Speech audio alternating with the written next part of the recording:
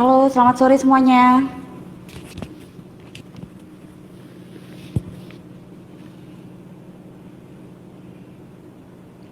Mohon tunggu sebentar ya, saya sudah invite Mas Aditya sama Pak Dirjen Dikti.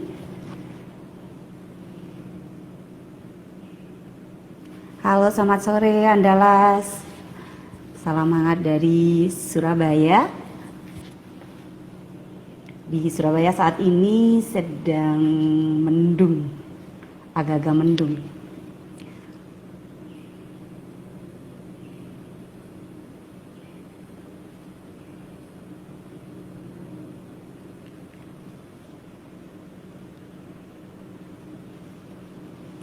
Sebentar ya, saya udah. Halo Mas Adit, selamat Halo sore. Mbak Fatma, dengeran ya suaranya ya? Jelas, jelas, jelas Mas. Oke Gimana oke. nih? Ini lagi Ya di ya, mana ini nih? saya Di kota saya apa nggak nih? pernah IG live. Jadi ini baru Oh, baru ini nih IG live. Nggak tahu oh, the first caranya. time. Iya, Iya. Tidak lagi di itu rumah Mbak. apa nah? Oh, gitu. Di mana nih? Hmm. Di Jakarta? Di Jakarta Mbak, Jakarta. Ya. Oh, aku di Surabaya, Mas. Oh. Kita masih Gimana nunggu Pak Jakarta? Dirjen bentar ya. Iya, ha, nunggu ya sebentar ya. Ya.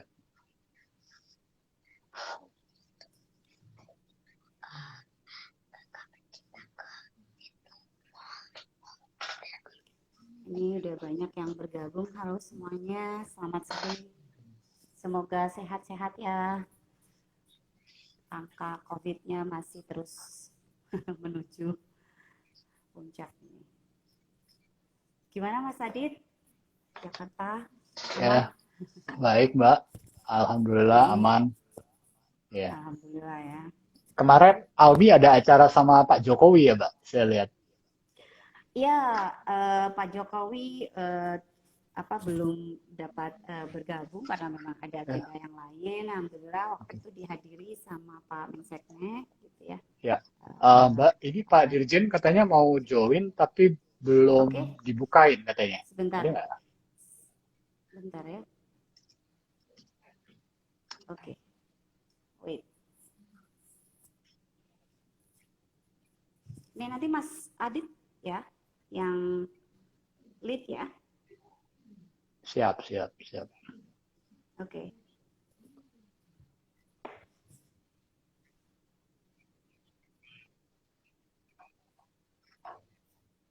Selamat sore. Ini ada Ubaya dan selamat sore semuanya. Selamat bergabung. Terima kasih sudah berkenan untuk hadir.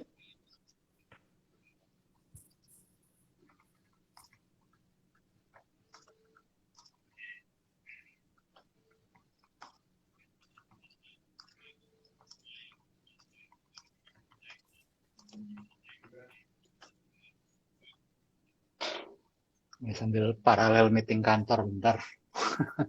Iya. Sekarang Mas Zoom semuanya double-double ya. Hmm. Kita masih menunggu Belum ya, Mbak? Pak Dirjen. Dari Pak Nizam. Saya sudah invite ya.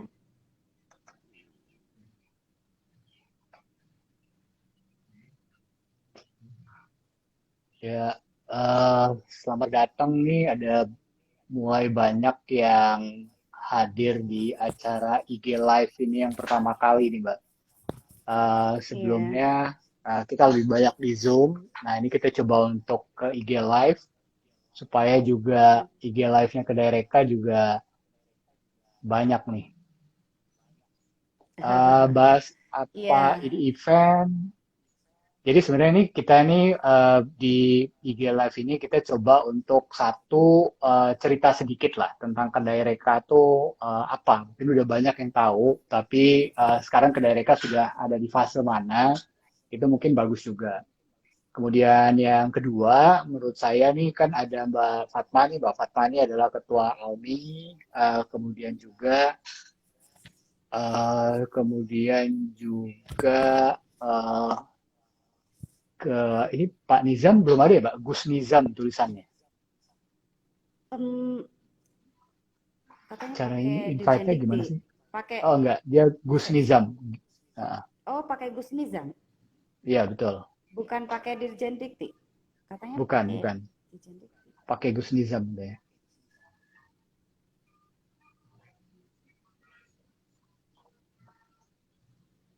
Ya, jadi kita sembari nunggu Pak Dirjen. Pak Dirjen udah bergabung. Halo, Halo Pak Dirjen. Halo Pak Dirjen, Ya, selamat sore. gimana Mas Fatma, Mas Adit, sehat-sehat semuanya. Dirjen. sehat Pak Dirjen ya. Alhamdulillah sehat Ini Pak jadi Dirjen. temanya kita mau membuat Pak Dirjen lebih milenial nih Pak. Karena IG Live ini katanya lebih milenial. Ya, ini karena Pak Dirjen udah bergabung mungkin dan Pak Dirjen nih waktunya agak ketat. Jadi silakan Pak Dirjen mungkin di awal kalau ada pembukaan, kemudian juga ada arahan atau cerita-cerita Pak terkait Kedireka, kolaborasi Pentahelix, atau apa yang sedang ditargetkan oleh Dikti ke depan Pak terkait kerjasama industri dan perguruan tinggi. Baik, terima kasih Mas Adit, Pak Fatma, dan rekan-rekan sekalian. Assalamualaikum warahmatullahi wabarakatuh. Semangat pagi, salam sehat untuk kita semua. Om Swastiastu, Namo Buddhaya, salam kebajikan. Ya, ini ngobrol santai saja, jadi saya rasa ide tentang Kedireka ini menjadi concern kita bersama ya. Saya berharap kesadaran kita secara sebagai akademisi, sebagai peneliti, sebagai mahasiswa itu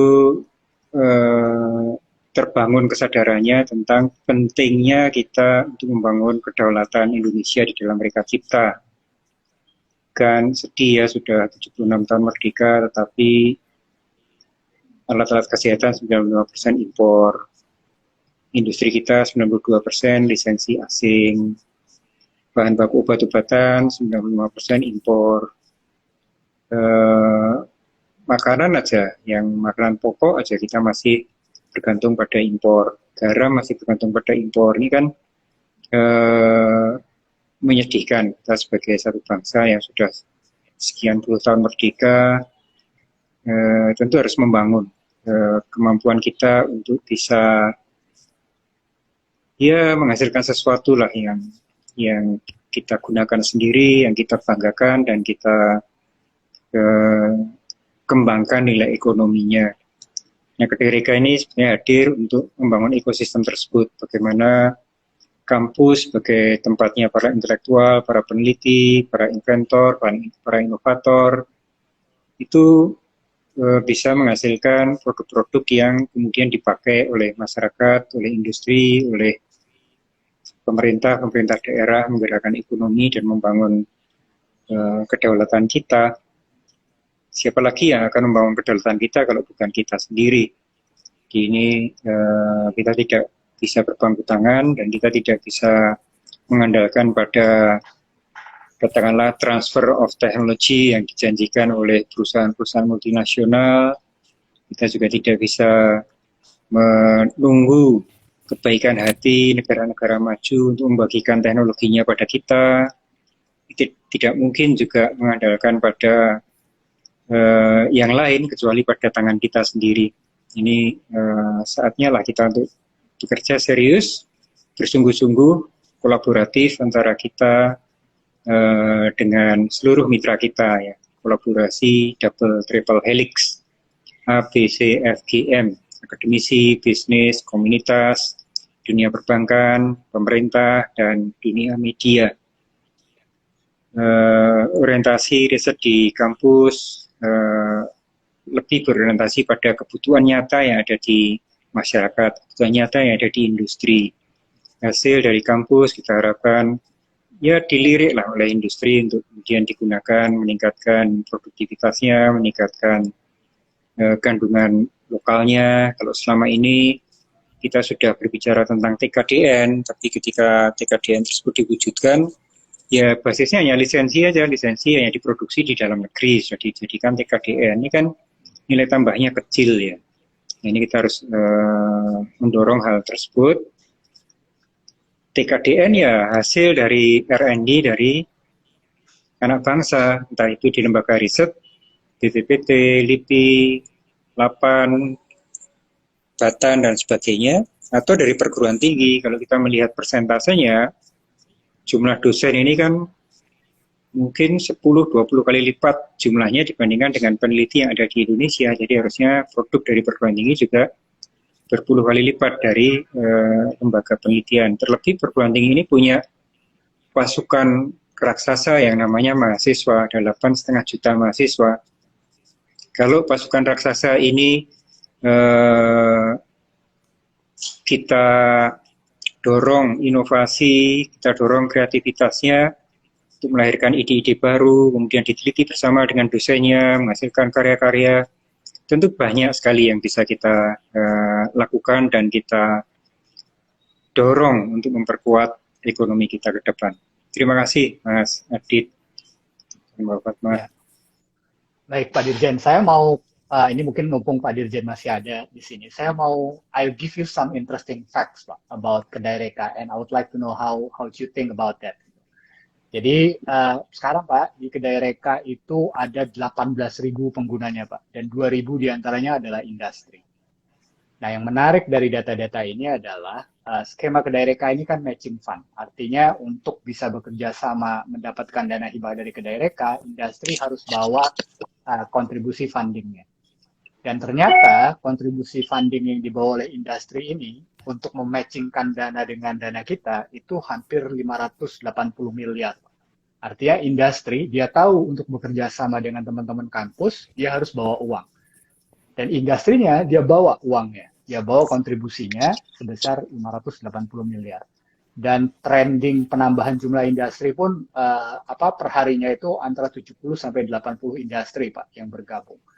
Yang saya pengen dapat insight dari Pak Dirjen, apa yang kemudian membuat industri jadi menarik ya Pak? Apakah industri kemudian merasa bahwa oke, tiba-tiba ada awakening baru yang kayaknya kita harus kerja sama-sama teman-teman kampus, atau ini dalam bingkai besar kampus Merdeka yang memang sedang membuat ekosistem tadi Pak, yang sedang kita pengen dorong? Iya, untuk bisa tertarik memang chemistry-nya harus nyambung ya. Untuk bisa mulai pacaran kan harus ada ketertarikan dulu. Nah ini harus saling menjual daya tarik ini. Teman-teman di perguruan tinggi menjual daya tariknya apa sih yang bisa dilakukan di perguruan tinggi. Sebaliknya dari teman-teman di industri juga menjual daya tariknya. Apa sih yang bisa menjadi daya tarik untuk diteliti.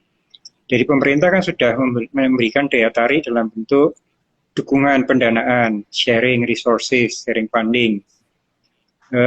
Saya selalu menyampaikan ke Mas Adi dan kawan-kawan di Kedai Reka ya, kita harus mendasarkan pada SWIFT, SWIFT, shared vision. Kita punya mimpi bersama. Apa sih mimpi kita? Mimpi setiap perusahaan itu selalu perusahaannya akan berkembang, menjadi lebih maju, menjadi leading di bidang industrinya, menjadi leading produknya. Nah, untuk bisa menjadi leading di bidangnya, leading produknya itu kan butuh inovasi, butuh penelitian dan pengembangan. Sehingga sebetulnya di sini sudah ada, kalau punya visi tadi, industri harus berkembang, dan untuk berkembang itu butuh R&D, maka mestinya perguruan tinggi harus melihat ini sebagai peluang. Shared vision dari perguruan tinggi apa? Perguruan tinggi ingin hasil risetnya itu termanfaatkan oleh industri. Sehingga tidak berhenti menjadi pajangan, tidak berhenti hanya ketika pameran muncul sebagai prototipe, tapi dimanfaatkan oleh masyarakat luas. Nah, jadi di sini sudah ada shared vision sama visi yang sama antara kampus dengan industri. Kemudian yang kedua, win-win, harus saling menguntungkan. Tidak bisa keuntungannya hanya satu pihak. Misalnya perguruan tinggi maunya ya hanya diberi CSR, nanti industri nggak usah cawe-cawe dengan hasil risetnya, beri aja kami uang. Nggak bisa, harus win-win, harus saling menguntungkan. Hasilnya nantinya dimanfaatkan oleh industri. Sebaliknya, industri juga tidak bisa semuanya sendiri. Ini perguruan tinggi ngasih idenya aja, nanti kita manfaatkan, dan tidak mau berkontribusi lebih lanjut pada pengembangan di perguruan tinggi. Jadi harus win-win. Perguruan tinggi memberikan invensi inovasinya ke industri, industri memanfaatkan, kemudian memberikan katakanlah royalti dari pemanfaatan teknologi tadi.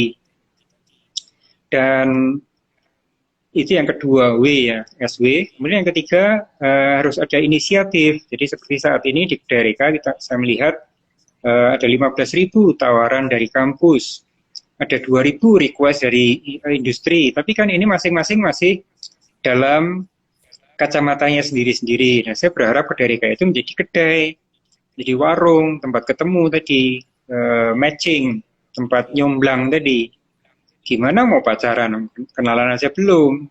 Gimana mau pacaran kalau chemistry-nya tidak disambungkan? Jadi harus ada tempat untuk terjadinya reaksi kimia tadi. Nah, warungnya di kedai tadi. Di kedai ini harusnya banyak event-event di sana. Temu mitra antara kampus dengan teman-teman di industri. Bisa tematik, misalnya temu mitra kendaraan listrik. Jadi teman-teman peneliti kendaraan listrik dari kampus bisa ngumpul di sana. Seperti saya itu kan biasa di komunitas goes ya. Kalau goes itu kita ngobrol, ada yang cerita tentang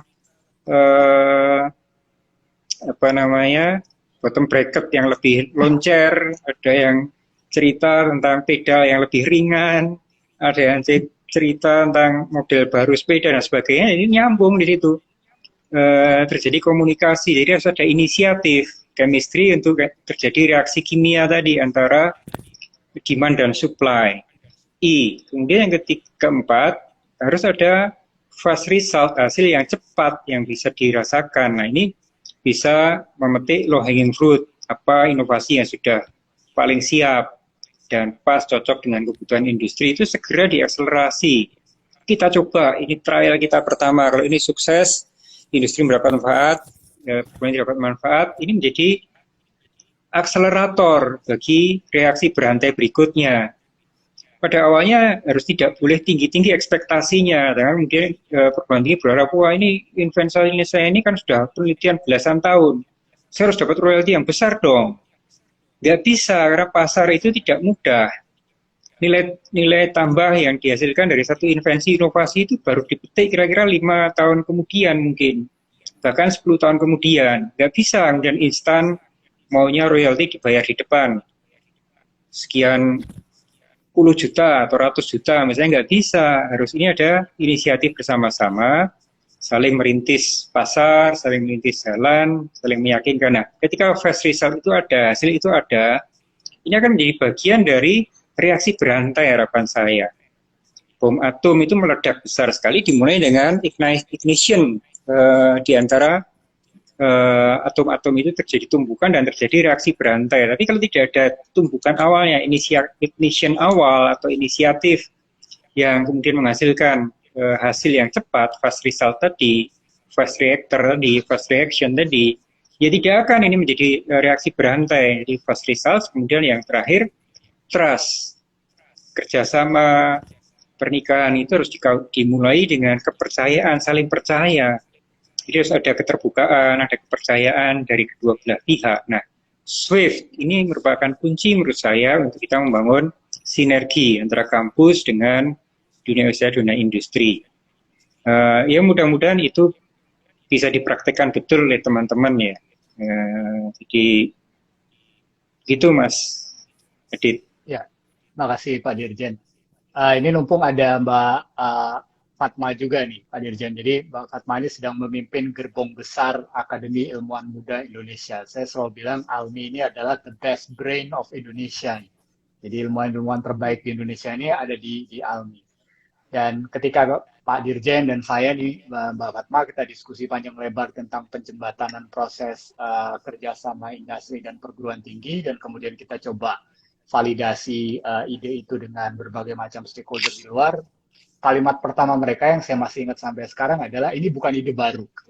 Ide ini sudah dimulai 30 tahun yang lalu. Tapi yang membuat saya tergelitik waktu itu, orang sudah bicara ide ini 30 tahun yang lalu, tapi kita masih di sini. Gitu. Amerika sudah jauh, Thailand sudah jauh, Singapura sudah jauh. Nah, kalau menurut Mbak Fatma, apa sih sebenarnya yang masih ada missing link, apa yang hilang? Itu yang pertama. Yang kedua, bagaimana kita menutup missing link tadi berdasarkan pengalaman Mbak Fatma baik di Almi di luar negeri, kemudian juga sekarang kembali di Indonesia. Jadi apa yang hilang dan bagaimana cara kita menutup itu, Mbak Fatma? Oke, terima kasih Mas Adit. Terima kasih banyak Pak Dirjen. Jadi kalau kita bicara tentang inovasi itu kan sebetulnya bagaimana mampu menghubungkan riset ke dalam sektor swasta ya, dan juga sebetulnya bagaimana research excellence itu tercapai dan ada leverage ke industri, sehingga itu sebetulnya sejalan dengan yang apa diinginkan oleh Kampus Merdeka ya. Nah, saya sendiri sebagai salah satu ya peneliti ya, kami merasa bahwa ada miss yang hilang itu sebetulnya bukan hanya dari segi industrinya saja, tapi juga dari dalam atau akademik ya. Jadi di akademik itu yang pertama adalah bagaimana kemerdekaan, saya nggak bilangnya kebebasan ya, kemerdekaan berinovasi itu ada. Di mana kemerdekaan berinovasi itu tidak hanya didorong oleh basic saja atau applied saja. Jadi kalau kita bicara riset, ada riset yang basic, kemudian ada riset yang applied. Nah, di situ kita melihat bahwa keduanya saling berhubungan ya. Missing link-nya itu adalah ketika kita menyadari ada basic ya, basic science yang harus kita dapatkan, tapi tidak bisa kita lakukan dalam jangka waktu yang cepat, sehingga kita akan kalah dengan yang lain gitu. Itu salah satunya ya.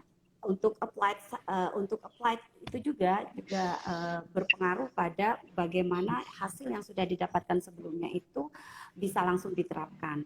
Nah, industri di kita kebanyakan memang jadi pengalaman kalau di Jepang gitu, industri akan datang ke kampus ya, karena mereka menyadari bahwa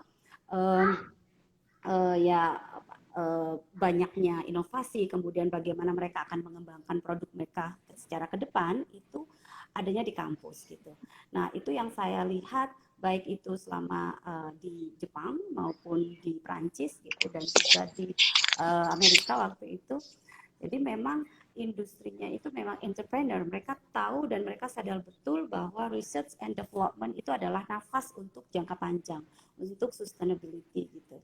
Dan ya benar yang disampaikan oleh Pak Dirjen, trust itu yang utama. Jadi baik dari industri maupun dari peneliti itu sendiri. Nah, sistem kita ekosistem inovasi yang ada sekarang ini di Indonesia sebetulnya sudah mulai beranjak ke situ ya. Namun ada beberapa hal yang sebetulnya kalau kita ingin mencapai pada kemajuan, kita tidak boleh mengabaikan yang namanya sosial ya Mas ya. Jadi gap kita ya, gap yang terjadi di Indonesia itu cukup besar. Maksudnya gap misalnya di perkotaan dan pedesaan gitu ya. Nah, gap kesempatan untuk menaikkan sumber daya manusia itu juga harus kita tingkatkan. Nah, saya merasa bahwa Kedireka ada salah satu platform ya yang cukup baik untuk itu. Jadi misalnya kita kalaupun kita mau mengembangkan suatu produk ya, itu tidak boleh kita mengabaikan yang jauh dari industri tersebut gitu. Dan itu bisa dilihat misalnya di Jepang saja ya, untuk produk-produk yang lokal itu banyak, karena memang produk itu harus segera disampaikan kepada masyarakat lokal. Nah, gap seperti itu tidak boleh kita biarkan, karena kalau kita biarkan ya, maka gap antara si kaya dan si miskin istilahnya seperti itu akan semakin lebar, dan itu akan mempengaruhi perkembangan dari inovasi ke depan. Ya. Saya rasa itu Mas, saya rasa itu sih. Ya, Pak Dirjen masih ada waktu Pak atau masih? To make sure? Masih. Ya, Jadi, saya lanjutkan sedikit ya Pak dengan Mbak Fatma ya Pak. Silakan.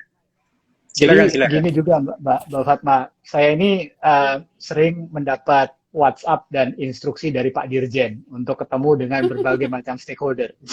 Dan mau tidak mau saya pasti ketemu dengan berbagai macam stakeholder, termasuk stakeholder industri. Dan ketika kita berbicara dengan stakeholder industri tersebut, pertanyaan pertama saya adalah ke para berbagai macam stakeholder industri ini, kenapa Bapak nggak mau pakai produk riset dari ilmuwan-ilmuwan kita? Dan jawaban mereka tuh cukup menggelitik saya.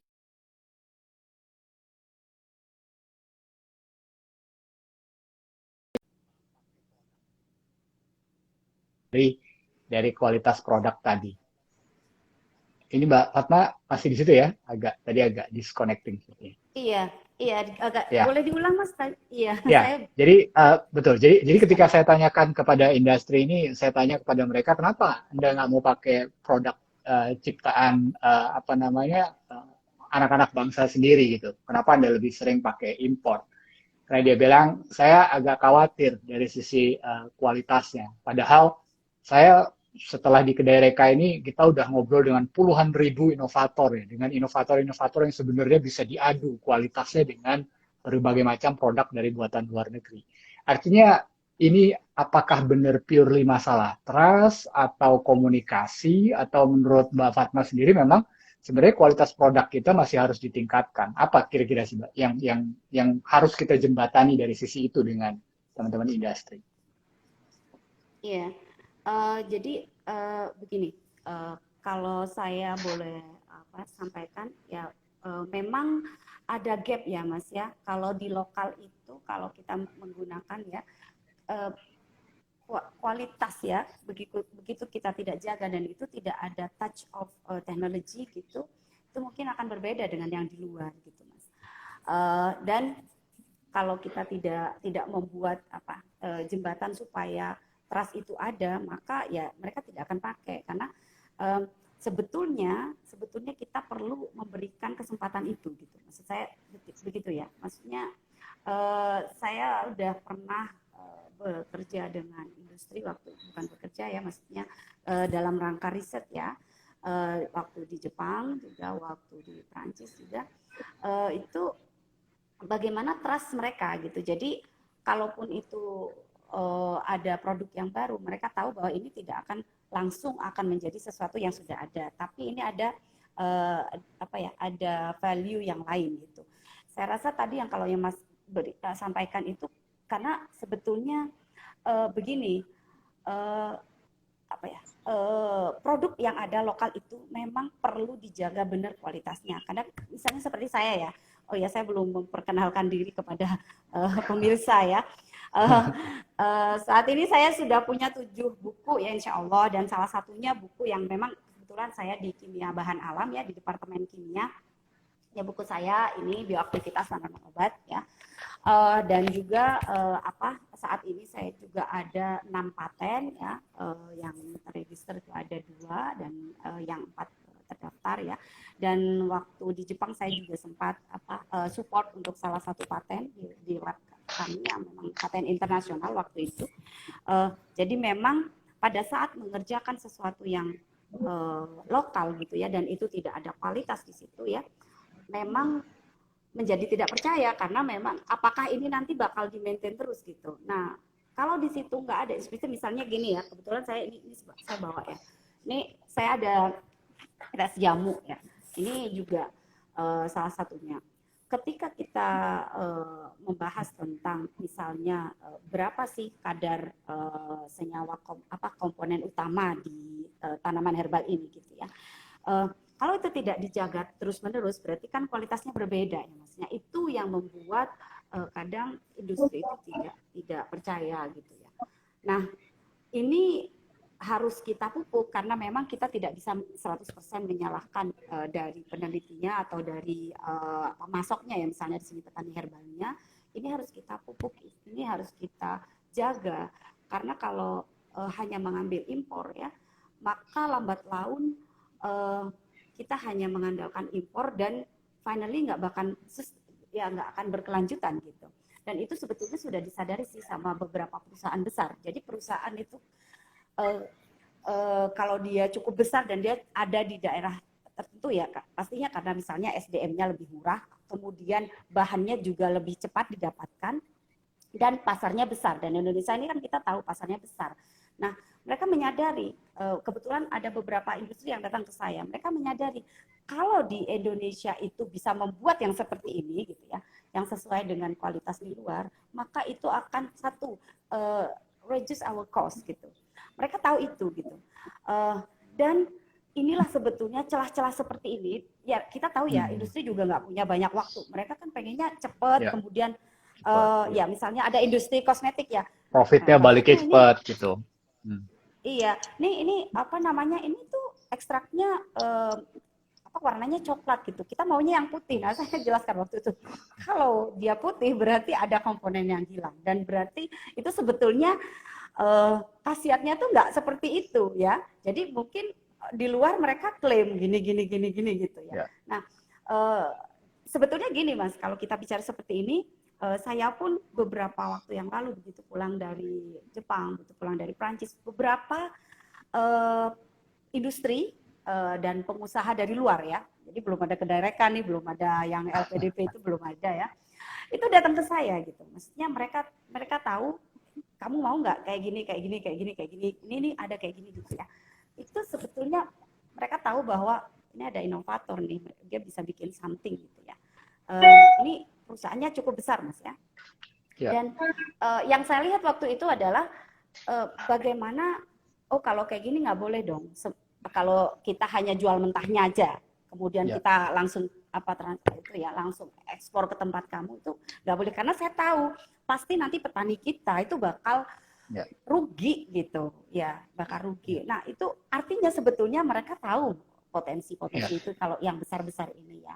Nah sebetulnya regulasi dari pemerintah itu juga penting, dan bagaimana kita bisa mensupport peneliti-peneliti ya seperti Kedarekan ini cukup bagus ya, alhamdulillah.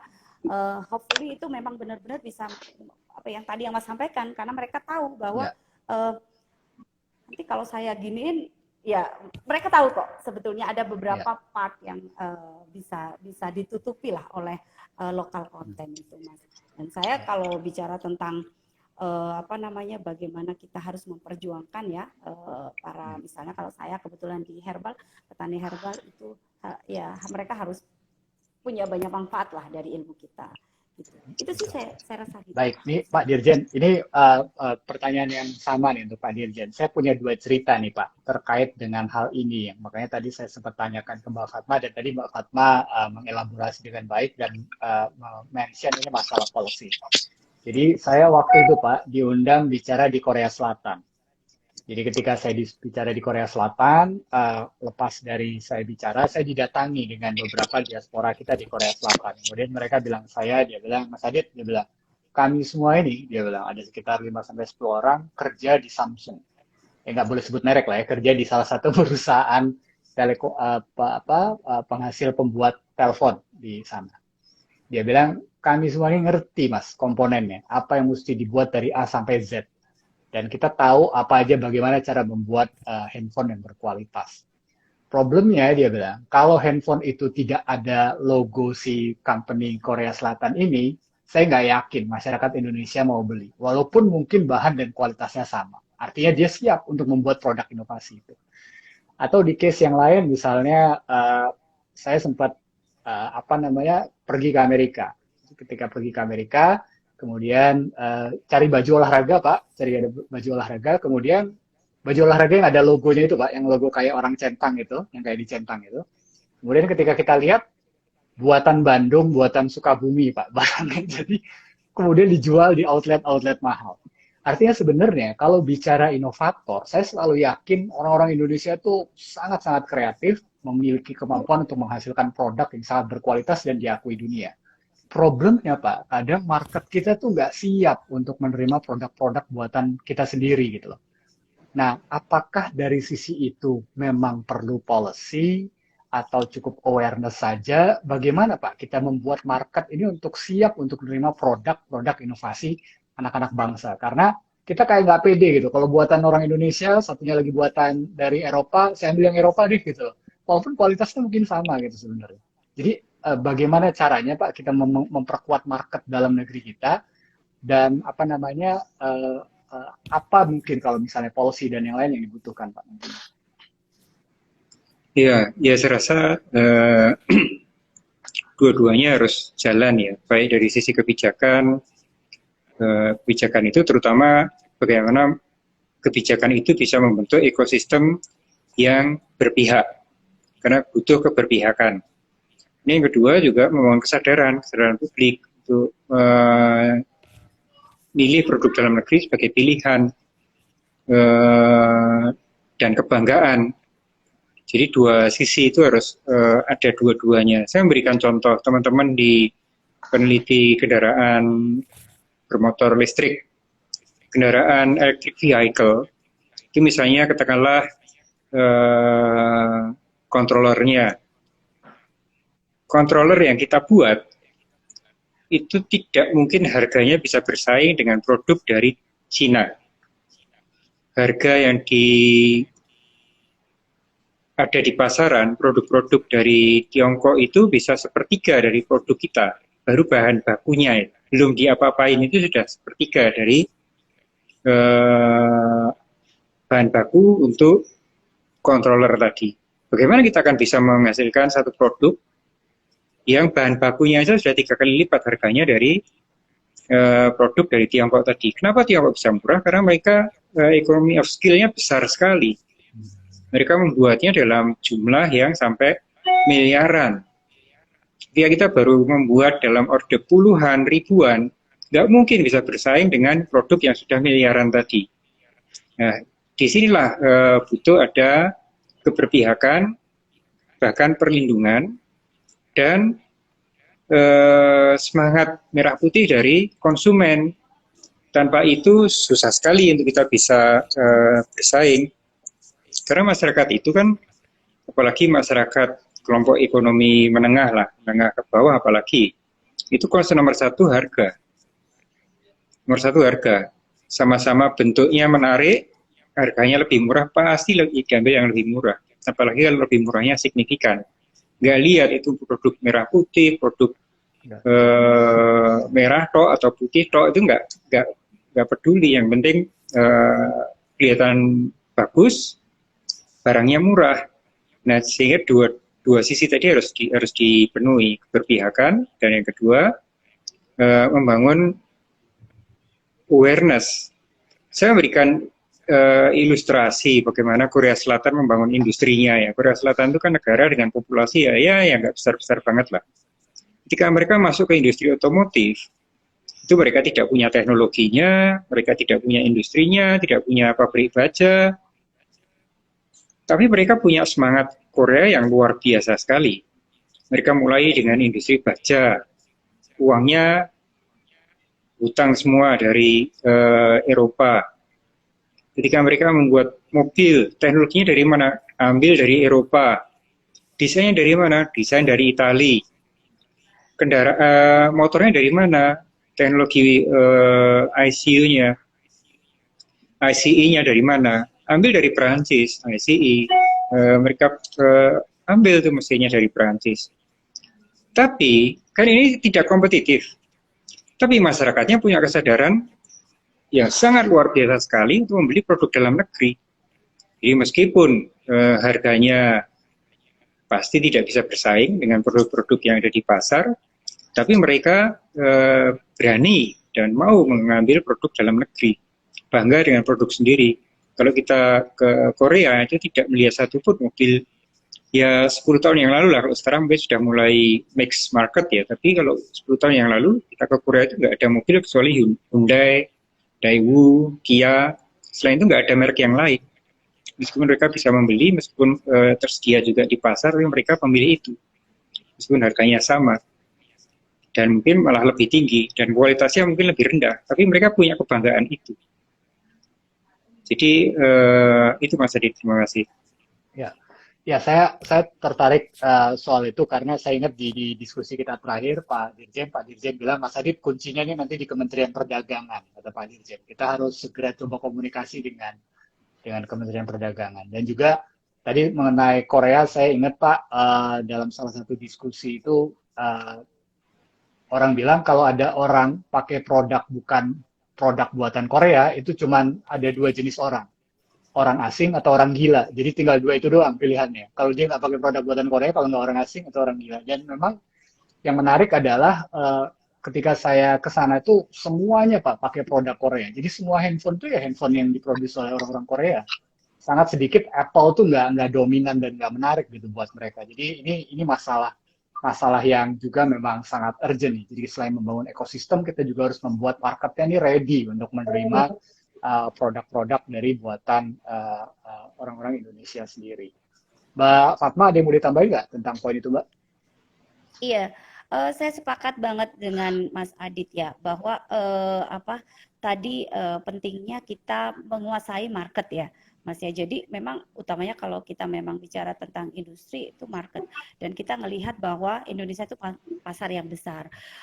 Pak Dirjen, ini kan kalau kita tahu ya tadi yang disampaikan Mas Adit bahwa apa Kementerian Perdagangan dan Industri itu juga merupakan salah satu pilar karena industri itu kadang mereka tahu apa yang dibutuhkan. Jadi pernah beberapa industri itu menanyakan ke lab saya misalnya, kita itu butuh ini loh. Di dunia itu cuman ada satu negara yang memproduksi ini. Ini simple loh, bisa nggak membuat kayak gitu ya. Sebetulnya hal-hal seperti itu kan potensi ya. Dan kita kan sebagai peneliti pastinya nggak tahu karena kita berkutatnya di lab. Tapi bagi industri mereka tahu banyak tentang hal itu. Nah, hal-hal semacam ini mungkin perlu kita buat ya, Mas Adit ya.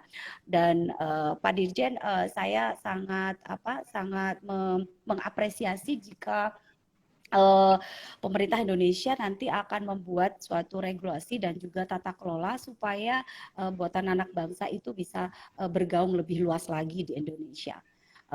Saya rasa itu, dan satu lagi seperti yang sudah saya sampaikan mungkin Pak Dirjen terkait dengan bagaimana inovasi itu bisa dilaksanakan ya.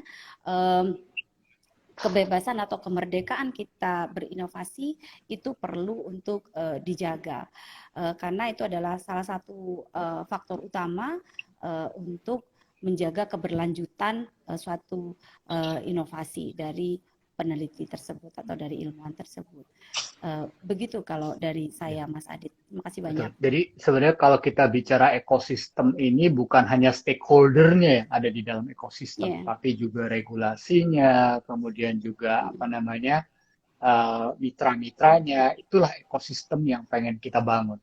Nah, kalau misalnya menurut Mbak Fatma nih sebagai inovator, ini kan mungkin sudah ada step awal lah ya program Kedai Reka ini. Tapi next step-nya apa ya ekspektasinya Mbak Fatma sebagai inovator yang mungkin bisa kita dorong lagi?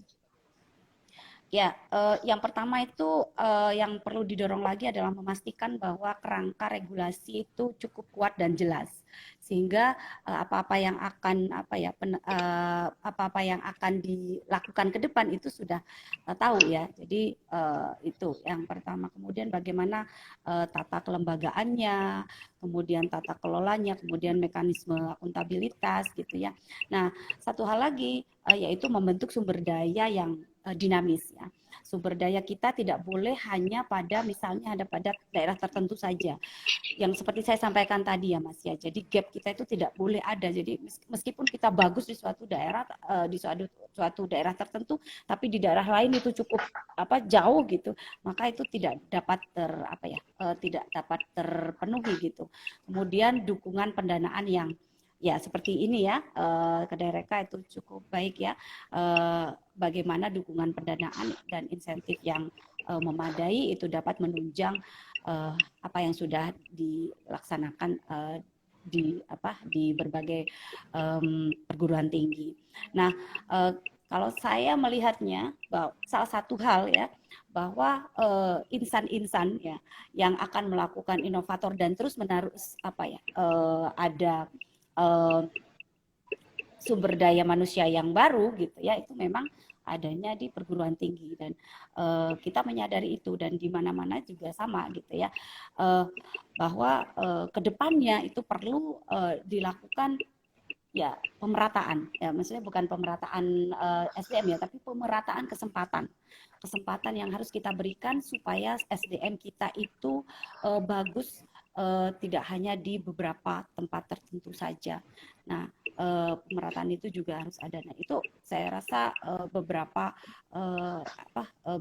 hal yang dapat kita lakukan, Mas Adit ya. Baik. Saya berikan kesempatan terakhir untuk Pak Nizam nih, karena saya tadi sudah diingetin masalah waktu. Pak Dirjen, saya mungkin pengen bertanya sebelum nanti Bapak tutup.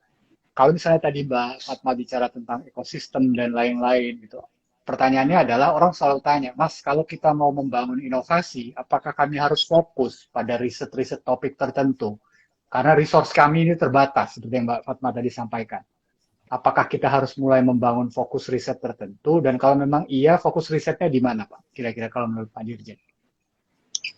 Ya, tentu dengan keterbatasan resource, kalau kita harus fokus ya, fokus pada apa. Nah, saya berharap fokusnya itu pada hilir ya, apa nanti yang demand dari hilir, itu kita, ya sebetulnya Pak Habibie almarhum sudah lama mengatakan kita start dari hilir menghulu begitu, jadi riset dasar tentu sangat penting ya, tapi saat ini mungkin akan lebih berimpact ketika kita mulai dari hilir. Bahkan reverse engineering sekalipun, kita bisa melakukan reverse engineering dulu lah, untuk belajar ya seperti ajaran Ki Hajar Dewantara, niteni, niroke, nambahi. Jadi mulai dari belajar dulu dari existing, kita kemudian meniru apa yang existing itu, kita tambahi di sana sini, kita modifikasi, baru kemudian nanti menciptakan hal yang baru. Nah ini saya rasa dengan keterbatasan resource kita, tanpa menafikan bahwa riset hulu, riset dasar itu sangat-sangat penting, maka menurut hemat saya ya kita mulai dari hilir, tetapi hilirnya yang fokus. Apa yang betul-betul dibutuhkan oleh masyarakat. Ya seperti energi, pangan, semua membutuhkan energi, semua membutuhkan pangan. Itu bisa menjadi salah satu fokus untuk mulai. Demikian Mas Adit, terima kasih. Baik, Pak Dirjen, 10 menit lagi acara kita selesai. Mungkin Pak Dirjen ada closing remarks, Pak Dirjen? Ya, saya berharap tadi Derika itu bisa menjadi ekosistem ya, ekosistem yang menemukan antara hilir dengan hulu, tempat untuk ngobrol, beradu ide, bertukar ide, kemudian merencanakan hari esok yang lebih baik, dan menggerakkan itu. Jadi ada inisiatif untuk kemudian bergerak. Sekecil apapun, tapi ada ignition, ada satu kerja bareng.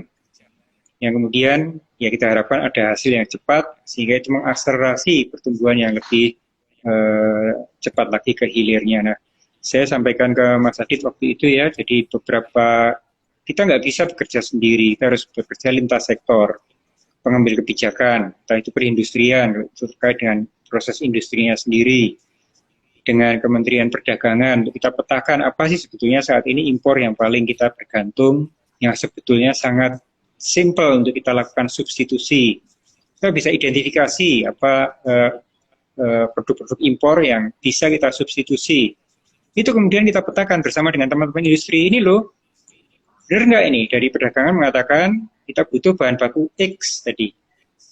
Oh betul itu. Nah, nanti ketika validasi, industri betul mengatakan gimana kalau kita invest bersama-sama untuk mengembangkan itu. Gimana targetnya? 3 tahun kita akan bisa produk nanomaterials untuk kebutuhan industri kita. Oke, lakukan itu. Perguruan tinggi 1-2 yang ahli di bidang itu fokus di sana. Udah at all cost, at all resources, fokuskan ke sana, pasti berhasil.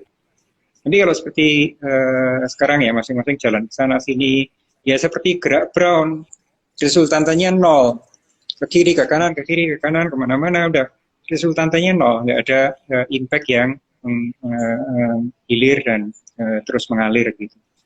Jadi kalau ini ada resultante, maka itu akan menjadi momentum untuk menggerakkan reaksi berantai tadi, sehingga dampaknya akan besar. Terima kasih. Baik. Mbak Fatma, ada closing remarks juga yang ingin ditambahkan? Closing remark ya, ayo kita gotong royong. Nggak perlu banyak lagi berwacana, saatnya untuk mengerjakan dan mewujudkannya. Siap, Pak Dirjen. Mbak Fatma, ada yang ingin ditambahkan? Ya, saya setuju Bapak, gotong royong antara ilmuwan, pemerintah dan juga industri ya semuanya. Dan saya sebagai mewakili peneliti dan juga saya rasa Kedai Reka ini harus menjadi platform yang bisa menciptakan perubahan ya Pak Dirjen ya. Halo, suara saya terdengar nggak, Mas? Oh berhenti ya? Iya, Dengar siap. ya. Kita ciptakan perubahan. Kita Iya, wujudkan menciptakan perubahan. jadi merujutkan perubahan yang benar-benar nyata untuk masyarakat kita, baik untuk penelitinya sendiri, masyarakat peneliti ya, dan masyarakat yang memang ada di menggunakan ya, juga masyarakat industri dan pemerintah. Dan itulah salah satu salah satu goal yang harusnya didapatkan ketika Kedai Reka ini nanti akan benar-benar menjadi sesuatu yang indah gitu ya dari Digendity. Dan inovasi-inovasi kita bukan hanya terkenal di Indonesia tapi juga di dunia gitu ya. Bismillah gitu ya Pak ya. Ya, Iya. Ya, makasih. saya itu sih Mas G. Ya, makasih Pak Dirjen, Mbak Fatma atas diskusinya pada hari ini. Buat teman-teman yang belum bergabung di Kedai Reka, saat ini Kedai Reka sudah ada 18.000 pengguna. 16.000 diantaranya adalah dosen dari ujung Aceh sampai ujung Papua. Saya bahkan gara-gara di Kedai Reka ini, Pak Dirjen, Mbak Fatma, saya sudah mulai hafal nama kampus-kampusnya. Di luar kampus-kampus Gitu yang ya. biasa dikenal. Karena setiap hari selalu berkomunikasi sama teman-teman dosen. Jadi sudah mulai ingat nih, mungkin 1000-an kampus saya sudah mulai ingat nih. Nanti kalau udah 2 tahun mungkin 3.000 kampus saya jadi ingat semua. Jadi sekarang ini sudah makin banyak inovatornya dan sudah makin banyak nih tenan-tenan industri kita. Jadi kalau tanya siapa sih tenan industrinya Kedai Reka sekarang? Mulai dari Google, Microsoft, Samsung, Nvidia, Amazon, kemudian juga CSIRO, Sega, Nintendo, kemudian juga sampai BUMDes, koperasi, kemudian kelompok nelayan, itu semua jadi tenannya Kedai Reka saat ini. Jadi kalau punya ide, pengen diterjemahin, pengen cari mitranya, masuk ke Kedai Reka. Dan berkolaborasi di dalam Kedai Reka. Selain mendapatkan potensi matching fund, juga dilatih nih dosen-dosen dan juga industrinya tentang bagaimana berkolaborasi dengan optimal. Jadi kalau belum join ke Kedai Reka, segera gabung ke Kedai Reka. Kemudian juga jangan lupa follow Instagramnya Kedai Reka. Itu aja dari saya. Sekali lagi terima kasih Pak Dirjen, Mbak Fatma atas diskusinya. Dan nanti ketemu lagi di Instagram Live berikutnya. Ya. Terima Terima kasih. kasih semuanya. Makasih Sehat Pak selalu. Dirjen, sehat-sehat Bapak. Selalu. Sehat, J. Assalamualaikum. Ya, salam. J. Izin pamit. Ya. Terima kasih.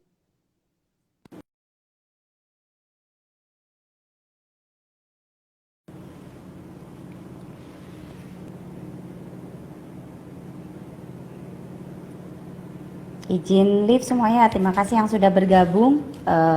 Semoga nanti kita bisa kembali lagi di acara IG Live dari Kedai Reka ini. Assalamualaikum warahmatullahi wabarakatuh.